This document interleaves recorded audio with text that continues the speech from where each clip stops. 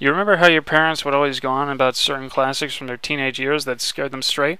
Well, after hearing how this movie was like the origin of horror, that I just had to see if the praise was for the movie was true or not.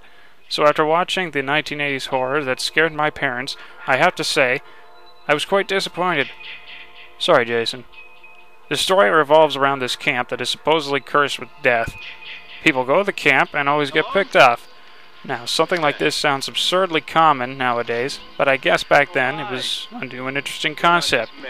But because of all the modern day stuff, that like what we can do with our special effects and deeper, more involved stories, assuming you got a decent writer and director, this movie felt a little flat for me.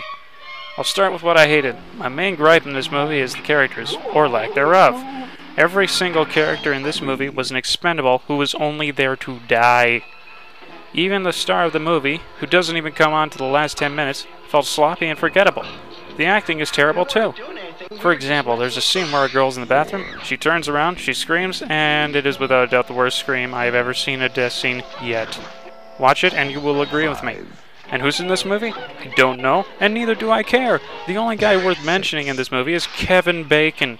Granted, this was like his second movie, but Bacon has proven his acting talent in movies like Footloose and X-Men. In this movie, he brings none of that to the table and is just another expendable junkie. Now for what I liked. This movie isn't meant to be like smart, deep, and involved like the movies like King's Speech or Inception, and it knows this. It goes straight for its target audience. Teenagers of the 80s.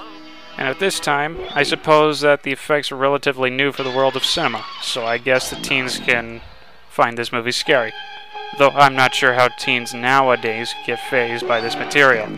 Another thing that I thought was cool was the death scenes. Mind you, they were in no way they could stand against what we have in Hollywood now, but if you're one of those people who enjoy watching old movies just to watch the evolution of film, you may enjoy this movie.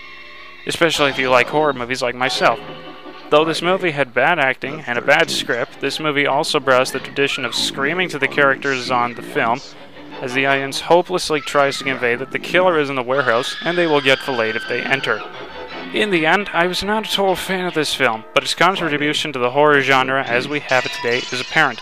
So, I was originally going to be really tough on this film for its bad acting, copy and paste script, and tacky dialogue.